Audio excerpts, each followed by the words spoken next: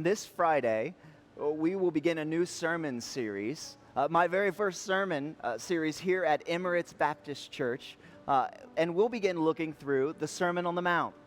The Sermon on the Mount is the most famous sermon that's ever been preached, and Jesus preached it from Matthew 5 all the way through Matthew 7.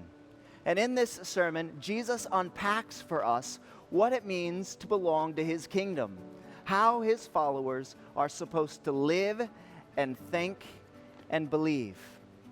And I want to invite you to begin joining with us on this adventure through God's Word as we walk our way passage by passage through Christ's Sermon on the Mount. And in fact, I hope that you will invite someone to join with you in watching this series, even if they aren't a part of our church yet.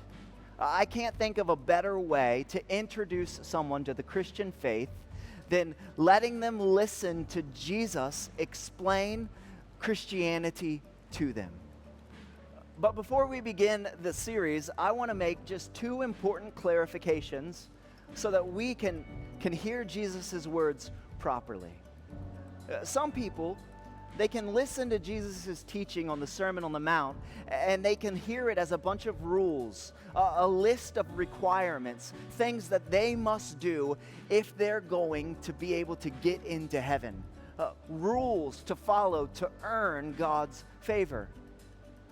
But reading and listening to the Sermon on the Mount like that, it twists it up and rips it out of joint.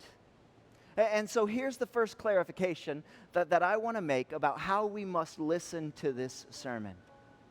The Sermon on the Mount unpacks the result of salvation, and it is not the requirement for salvation.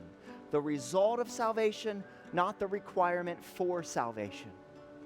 The great reformer Martin Luther said it like this: Christ is saying nothing in this sermon about how we become Christians, but only about the works and fruit that no one can do unless he already is a Christian and in a state of grace.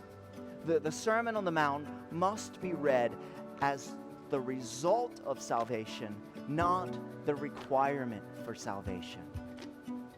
Second, you must remember that the lifestyle of Jesus' message is impossible in your own strength, but possible by God's Spirit. The first misunderstanding, it approaches the sermon from one direction. It says, if this is what is required to earn salvation, then I'm going to do it.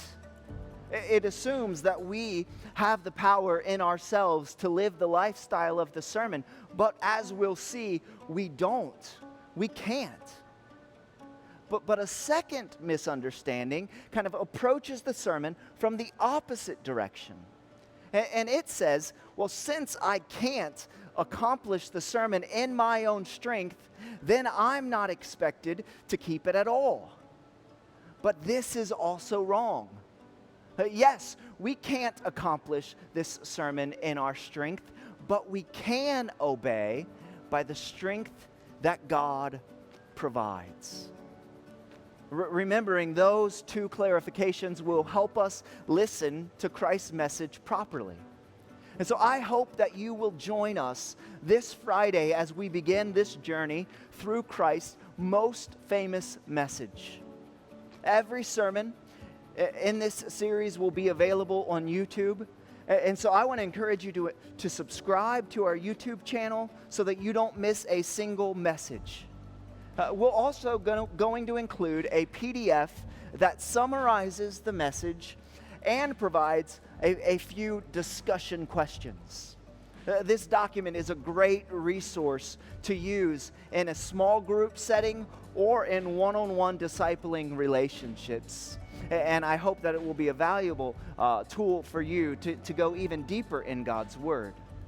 And so I'm looking forward to our study, and I really hope that you can join with us as we work our way here at Emirates Baptist Church International, as we work our way through Christ's Sermon on the Mount.